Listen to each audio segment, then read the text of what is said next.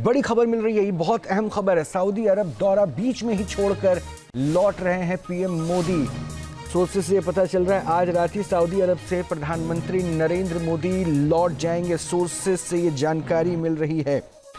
प्रधानमंत्री मोदी आतंकी हमले के बाद सऊदी अरब का दौरा बीच में छोड़कर ही वापस भारत लौट रहे हैं।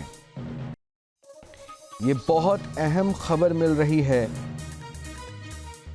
प्रधानमंत्री नरेंद्र मोदी, क्योंकि लगातार नरेंद्र मोदी तमाम अपडेट ले रहे थे और उन्होंने जो स्टेटमेंट कोट किया था उससे बिल्कुल साफ साफ जाहिर हो रहा था कि किसी भी हाल में उन आतंकियों को, इन हमलावरों को नहीं बख्शने के मूड में है और उनको सजा मुकम्मल दी जाएगी। और इस बीच में दौरा चूंकि कल तक का था ही, लेकिन आज रात में ही प्रधानमंत्री नरेंद्र मोदी वापस देश लौट रहे हैं।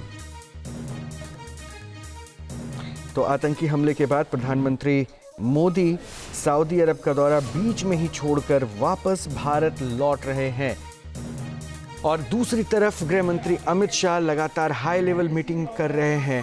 अब यानी जो बातें देश में इस वक्त गुस्से में हर एक जुबान पे है कि पाकिस्तान को सबक सिखाना होगा, उसी की भाषा में इस बार इसे बर्दाश्त नहीं करना होगा, उसी की भाषा में इसे जवाब देना होगा, उसको लेकर शायद ये इंटेंशंस क्लियर हो रहे हैं कि सऊदी अरब का दौरा 2 दिवसीय था, वहाँ प्रधानमंत्री मोदी आज गए थे और वहाँ से इनको कल तक का ये दौरा था, बीच में ही इन्हें छोड़कर ये वापस आ रहे हैं इस घटना के बाद। मधुरेंद्र और अपडेट देंगे। मधुरेंद्र, प्रधानमंत्री बीच में ही दौरा छोड़कर वापस वतन लौटने वाले हैं, इससे जुड़ी जानकारी आ रही है क्या? अपडेट और या बिल्कुल, पीएम अभी फिलहाल क्राउन प्रिंस के साथ बायलैटरल एंगेजमेंट कर रहे हैं और उसके बाद भारत के लिए रवाना हो जाएंगे। वैसे तो उन्हें कल आना था, लेकिन पीएम मोदी अपनी यात्रा को कट आउट करके वापस आ रहे हैं ड्यू टू पहलगाम अटैक। और उसके बाद आने के साथ ही ये जानकारी मिल रही है कि कैबिनेट कमेटी और सिक्योरिटी की बैठक भी करेंगे।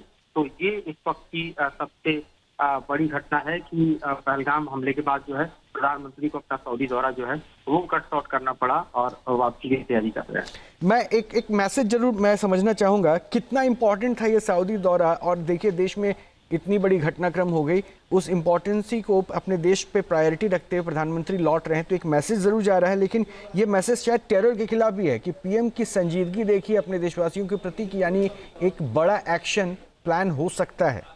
क्या ये माने? देखिए बिल्कुल ये मानना ही होगा, क्योंकि मौजूदा स्थिति में देखिए तो प्रधानमंत्री मोदी का एजेंडा बिल्कुल क्लियर है और उन्होंने अपने सत्ता को संभालने के साथ ही इस एजेंडा को जो है क्लियर रखा है कि किसी भी तरह से भारत की संप्रभुता पर कोई आंच आएगी तो दुश्मन के घर में घुसकर मारेंगे।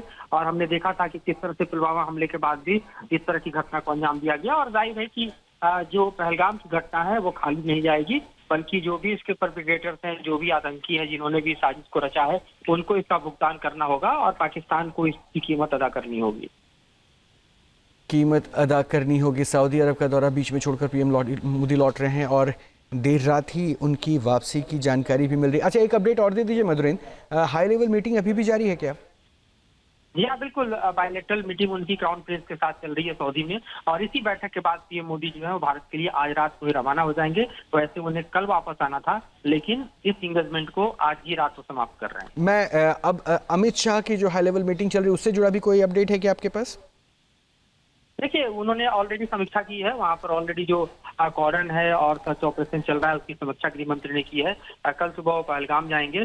तमाम सुरक्षा एजेंसियों के साथ जो है इस पूरे घटनाक्रम पर जो अपडेट्स है वो ले चुके हैं गृह मंत्री और आगे जो एक्शन प्लान है वो बताया जा चुका है। इसके अलावा घाटी में अमरनाथ यात्रा के लिए रजिस्ट्रेशन चल रही है। 3 जुलाई से अमरनाथ यात्रा की शुरुआत होनी है और पहलगाम में ही अमरनाथ यात्रा का बेस कैंप है। जाहिर है कश्मीर में बड़ी साजिश चल रही है। Team news nation.